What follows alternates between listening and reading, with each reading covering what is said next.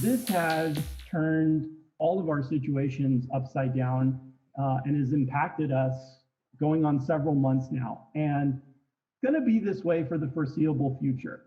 So I think at one point in March, maybe we were all sort of sitting around thinking, well, maybe we could wait this out. Maybe this would just last a couple of weeks. You know, LA County was put on shelter in place and lockdown, and they kept extending the deadline. Well, we're going to do this for 2 weeks, and now we're going to do this for a month, and now it's turned into where we are now. And even though certain restrictions are being eased, I think the long-term financial and economic impact is going to be with us for a long time. So how do we as individuals, those who are responsible for households, for our kids, for our spouses, partners, whatever our situation may be, maybe we're even having to take care of elderly parents, how do we continue to plan long-term, protect our finances, and manage during these times? Certainly, many of us have faced the potential or have lost employment. 40 million people across the nation have experienced this to some degree, whether they've been furloughed, whether they've had reduced hours, whether their job has just been simply cut, companies that have gone out of business. We've seen our unemployment just skyrocket, 14, 15, 16% unemployment, which means that just about 1 in 5 people, and probably definitely other people that you know, are unemployed right now. We have never had to navigate this sort of like economic waters like this for some time. Maybe if you haven't lost your job, maybe your hours have been reduced and you've had a reduction of income and you're trying to navigate that, right? How do I pay my bills? How do I take care of rent? How do I pay a mortgage? How do I take care of student loans, a car loan? How do I pay my credit card bills on time and continue to build my credit score, my credit history? How do I continue to do the things that I was trying to do to the best of my ability pre-March? It's tough. It's tough. We got stimulus paychecks from the government. You know, maybe you got your $1,200, maybe your household got $2,400, maybe you got more because you had kids. And now we're seeing those funds, those didn't last very long. That was just sort of a quick Band-Aid. Maybe it just got you through that month, right? I mean, we're having to go through a lot, and it's been taxing in terms of our finances, but it's also been taxing in terms of our emotional health, our mental health. And so to layer on top of that, financial stress and financial anxiety, and the fact that we've been sort of cooped up and quarantined for so long, these are just absolutely unprecedented times, and it's been tough for all of us. So I just want to start by saying that I think the best thing that we can do for ourselves right now is to be kind to ourselves. So if during this time, if we've made some mistakes, right? If we perhaps panicked and we overbought because we were worried, we couldn't find toilet paper, and then when we did, we went crazy. Or maybe you needed some retail therapy and you went on Amazon and you probably made some rash decisions and you bought some stuff that wasn't absolutely necessary, but you needed it to, in that moment, to not feel stressed or scared or sad, and you had to have some retail therapy. I think we have to be kind to each other and kind to ourselves in terms of some of our behaviors during this time, because we're not going to be perfect. We don't always know in the moment, short term versus long term, what are the right decisions to be making. And that's what I want to sort of address today, is how do we protect our finances during COVID-19? How do we prioritize what we're going to need in the short term versus the long term? If this is going to extend out to the end of the year, if this is going to extend out and continue to hurt our economy till we find vaccines, till businesses recover, we're going to be dealing with this sometime. And the decisions that we make right now could ultimately affect the position that we put ourselves in longer term. Where are we going to be when it comes to November, December, and the holidays?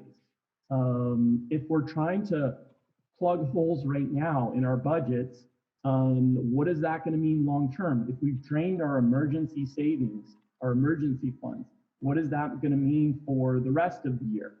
How do we continue to manage the short term, paying our bills? Are we playing the nutshell game with our bills in terms of saying, look, there are only certain things that I could afford right now based on the income that's coming in? How do we not let go of our other responsibilities and let those fall behind? We're going to address those today. Maybe some of us have higher than normal medical expenses. I'm a type 1 diabetic, and that requires from me, in order to stay healthy, increased doctor's visits, lab work, prescription medication, and so on, which I just can't stop during this time.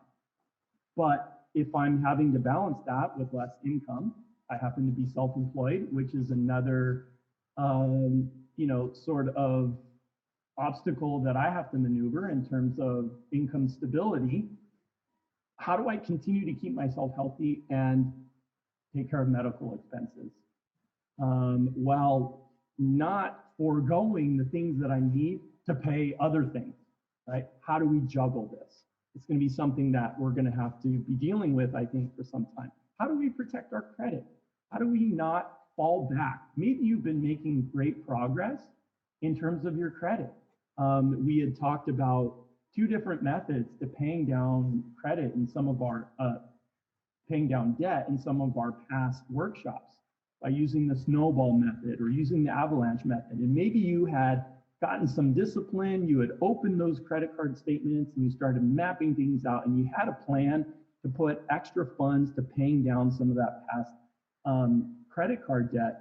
Now what? Now, Bryan, I need every single dollar to pay my rent, to get food, to provide for my family, and I have to put a pause on, paying down my debt. Well, how can we continue to plan to reduce your debt and move forward on that plan and still get those small victories that we were talking about and not totally implode our credit score? How do we adjust our budgets? What can we do right now to continue to save money? And April was just talking about this and alluding to that, about, look, there are places where we're not spending like we used to when things were normal. We've cut back a lot of our expenses, but perhaps there's more that we could do. So maybe we need to review and revisit our budget. We'll talk about that.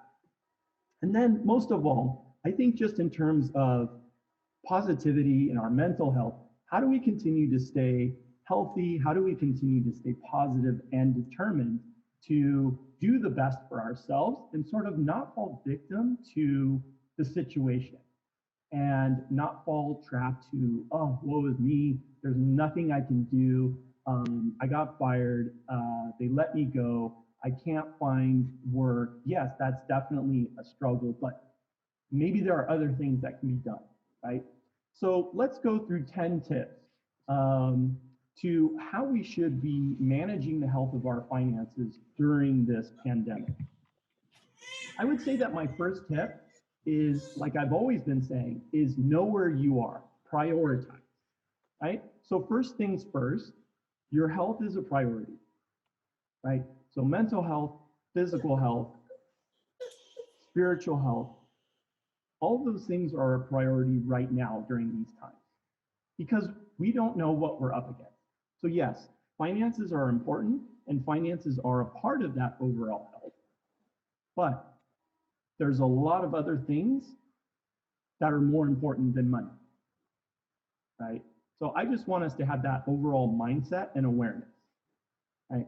Because I think once you put those priorities in place, right, then we can look sort of objectively at our finances and sort of emotionally detach ourselves from it, because our finances don't entirely define us.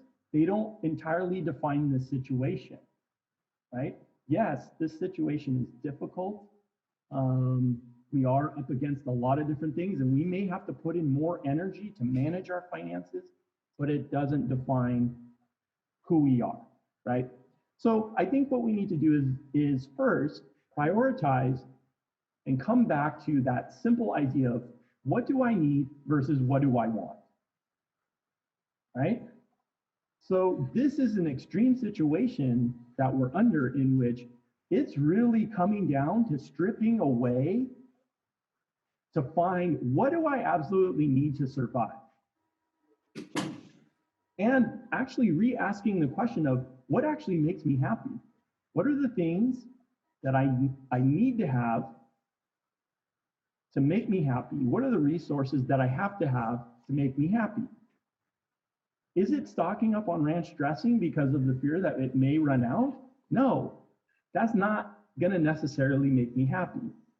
Now, for the moment, it might make me feel secure because I have an ample supply of hand sanitizer, right? But it doesn't mean trying to corner the market on hand sanitizer, right? So we saw a lot of this early on where people didn't sit back and sort of objectively analyze what do I need versus what I want. They were sort of impulse buying and buying out of fear, right? The fear of scarcity, of things running out, right? So if you remember in that first month in March, you could go into any store and there would be certain aisles and certain shelves that were just straight up empty, right? And psychologically, when you see that, that creates panic, that creates fear, because then your mind says, what if I need that and I don't have it? But really, it's an assessment of, do I really need it? Or is it wanting it, right? We just had to wait for supply to catch up to the demand, right? Because distribution wasn't ready. The stores weren't ready, right, for what was about to happen. There was no way we could plan for that. But now that we're 3 months in, going on 4 months in, like we've kind of seen the dust sort of settle. And now we should be at a point where in our own household, we know what we need, right? Versus we know what we don't have to have, what we want. And maybe longer term, we can then start assessing how can I use my resources for what I want, right? So I think what we have to do first is take care of what are our short-term needs? What are the bills I actually have to keep up on and have to pay? So as soon as I knew that we were going to be in quarantine, we were going to be in lockdown. In my business, I wasn't going to be seeing people in person. And maybe I wouldn't be getting new clients for months. The very first thing that I did is I determined in terms of my short-term needs and bills, what do I have to pay versus what I can either pause, stop, or reduce or cut back, right? So I had to take care of the short term first, right? I couldn't stop paying my rent. I got no notification from my landlord as to some sort of leniency or grace period or anything like that, right? They were just thinking and hoping and assuming we were just all going to pay. So I knew I was going to have to come up with rent. So that was a definite must. I knew I couldn't put a car payment on pause, right? So I knew I was going to pay my car.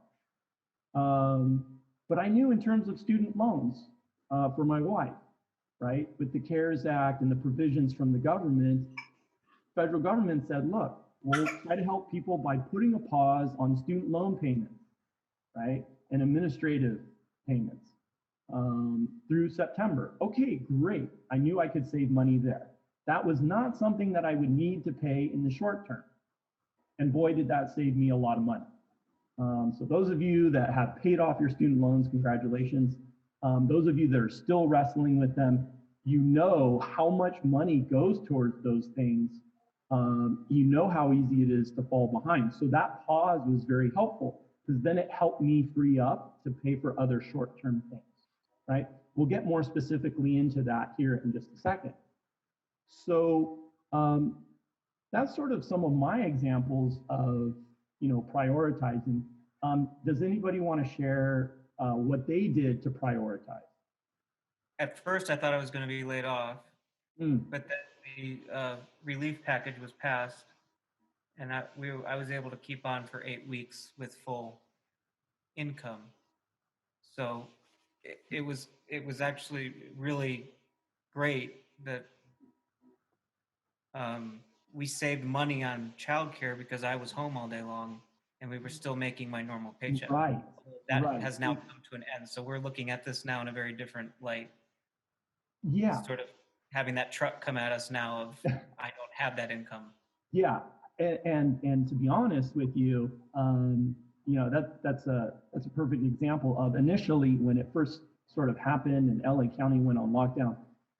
I think everybody was very, very fearful of the unknown and panicking. And we just sort of didn't know what we didn't know and how it was all going to work out. But as you're mentioning, Jansen, that, you know, as we move forward, in your case, thank goodness, your employer continued to pay you for 8 weeks and so on. You got stimulus payment. And then at the same time, you could now leverage being at home to save somewhere else, save on childcare, and free up resources and funds for other obligations, right? And then that way you can move forward in a different way on your budget and prioritize different things. So sometimes I think even amidst like some of this fear and panic and unknown, like there are good things that we can sort of hold on to and be thankful for that it's working in the way that it is. So sometimes in the end, we end up having more control over our finances than we think we actually do, right? So I think the worst thing to be doing during this time is thinking that we should just all sit around and wait for it all to be over, things to go back to normal, and then I'll start working on my finances. No, we can actually be leveraging this time. So tip number 2 is we have to practice pausing. So however that takes shape or form for you, it could just be slowing down in your decision making. It could mean just taking a breath and taking stock of considering what are your needs right now. So that could mean before you go crazy and go to Target and just buy whatever you're seeing available on the shelves because you never know when you might need it, go into your kitchen and take stock in your cupboards of what you actually have before you go out and buy 10 cans of beans.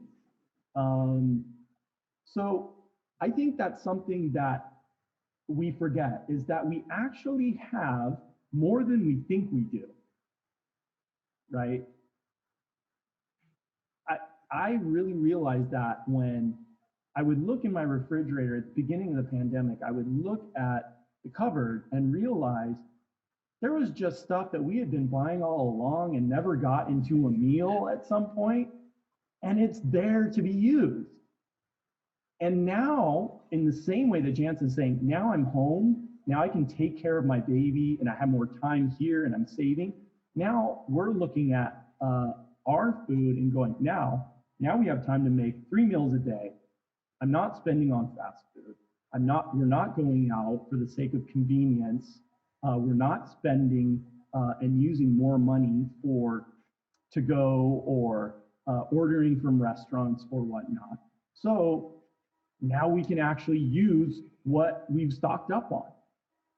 So it doesn't require us to actually go out and buy like it's the end of the world, right? So that's what I mean by practice pausing and taking inventory of what you have.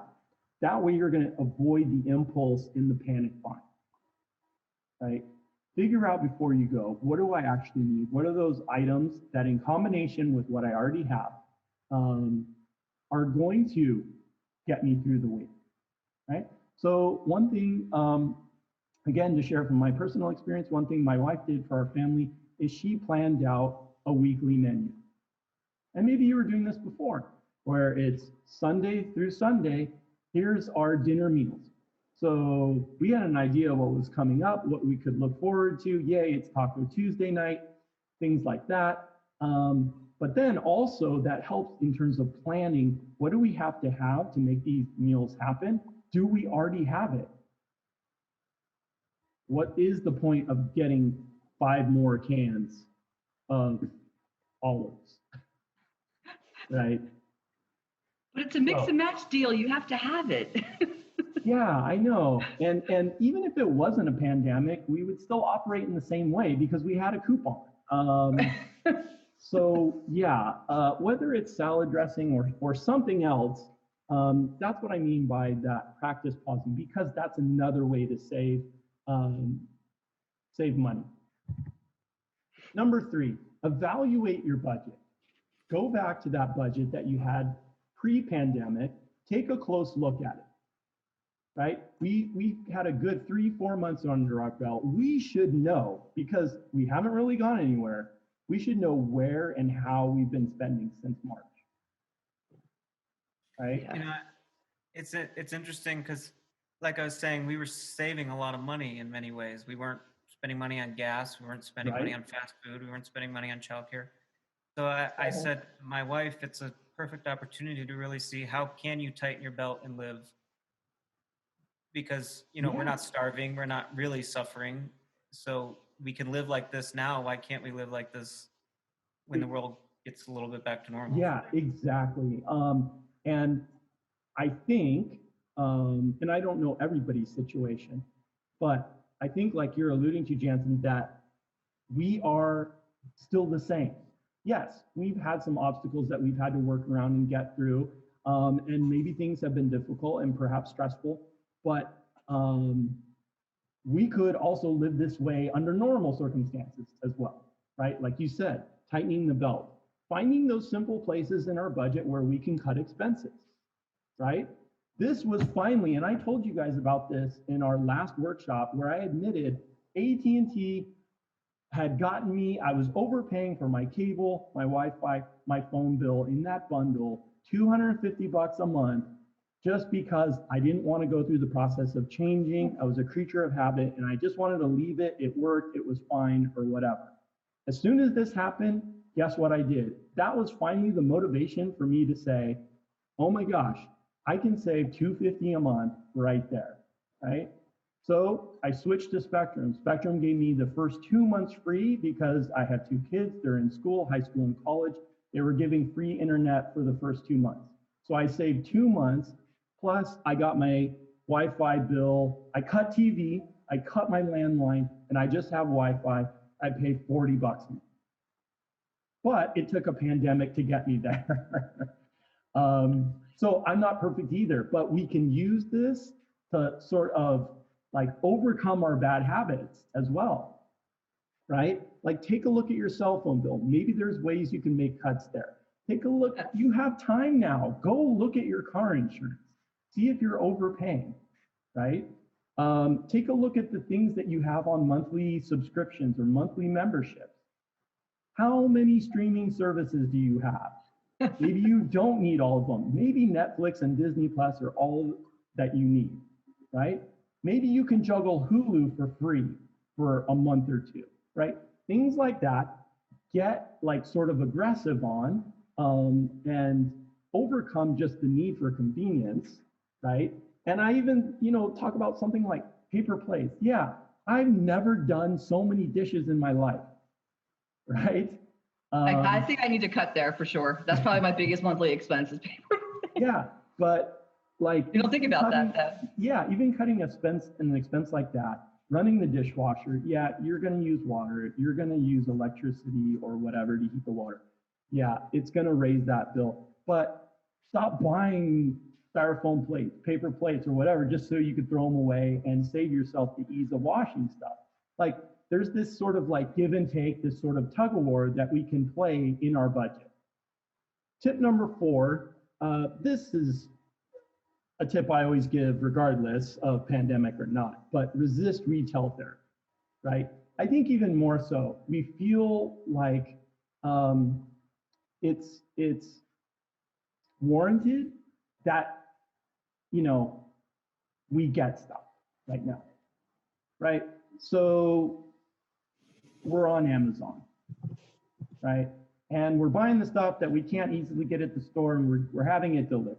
It just comes to our door. We're waiting a little bit longer, but we're just buying stuff because we're just in such a habit. And now, well, if I can't go out, I'm just going to get it on Amazon. Again, I want us to remember that needs versus wants and the opportunity costs of trying to be happy in the moment, making that purchase arrives, and then that sort of feeling fades and we're back to it again, right? And we're watching that late night, TV shopping channel again. Resist that retail therapy. Is it possible to window shop on Amazon? Yeah. I know people who actually will do that, whether it's eBay or Amazon, they will window shop. They'll actually put the item in their cart and leave it there. But just for that idea of like, ooh, this is what I'm looking at, this is what I'll buy, I put it in the cart, they actually don't do the transaction. And I see you guys raising your hands. Yeah, so like, even if that's enough psychologically to make you feel better that, oh, I'm researching different products or this and that, and maybe that's a longer term goal. I'll have everything researched and ready to go when we sort of come out the other side of this, or I get my emergency savings up to a certain amount and then I'll reward myself, right? But sort of making these purchases now while we don't have any cash reserves, or maybe you had to spend down your liquid cash and you're sort of living paycheck to paycheck, or you're wondering, is the government going to come around here in July and give us another stimulus check, hopefully? Man, people were spending those stimulus checks just like a tax refund. It was already spent before it got here. Maybe we have to pause again and just maybe do a little bit of window shopping. Tip number 5. Now, we could actually imagine this during this time, actually boosting your savings, doing more than you did pre-COVID, right? Because before we were saying, ooh, wouldn't it be nice if we threw in another $50 a month, we paid ourselves another 100, whatever that amount was. I bet you anything right now, instead of saying, oh, during these times, I really don't have as much, we could probably pay ourselves more, right? Because as they mentioned, we can redirect what we were spending on prior, right, into our savings, paying ourselves first, because we're doing less activity, we're going out less, we're traveling less. We're not getting those haircuts, we're not getting manicures, we're doing less stuff, right? It would be really interesting, and maybe somebody does this sometime, just log into your bank account, right? And look at your statement from April of 2019 and look at your statement from April of this year and just compare, like line item bank statements. What did I spend a year ago in this month versus what I did during COVID? Just to see, just out of interest, to see like, where were all my dollars going a year ago? To remind yourself, oh my gosh, it's crazy. I spent all this money at Starbucks. I spent all this money at fast food. I spent all this. Look at these different things that we bought a year ago. Is that even in my house anymore? I bet you we could save more. If you depleted your emergency savings back in March, April, in the first couple of months of the pandemic, right? Because you were trying to like reduce bills, you had obligations you had to pay and so on. Maybe build that back up. Or let's say you didn't really have one even before COVID. What if you actually started your emergency savings account during the pandemic? I mean, that would be a huge win. Huge, huge win. If you could come out of this and say, you know what, actually during that crisis, I actually improved my finances by starting an emergency savings account. Tip number 6, we were talking about taking advantage of various means of financial relief, whether it's from food banks, whether it's how best to utilize our stimulus check. We're going to talk more specifically about that today. How can we call our creditors and maybe suspend payments? We're going to talk more about that as well. we shouldn't be ignoring what's coming in the mail. We shouldn't be ignoring what's being emailed to us. A lot of the communication, of course, is from companies saying how much they really, really want to help us during this time and that they're here for us. And while that's comforting, we still have to sort of weed through all this communication and be sure that we're not missing anything important as it relates to our bills, as it relates to auto pay, as it relates to payments, because we still need to stay on top of that. Now is a great time to communicate with our creditors and lenders to see if we are struggling a little bit, how is it that they can be here for us during this time? Can they pause interest? Can they lower my interest rate, my annual percentage rate? Can they not charge me fees if I have to make a late payment? There's a lot that we can do. We can also be creative. Maybe now's the time to jump on an idea that you've had as a side hustle or another avenue of generating income, maybe you have an idea for passive income. Maybe you've been wanting to make something and put it out there on Etsy and see if there's a need. Maybe you've just wanted to get involved in some sort of creative endeavor, and maybe you can monetize that. Now's the time to be trying new things and not sort of waiting for the dust to settle or waiting for time to pass.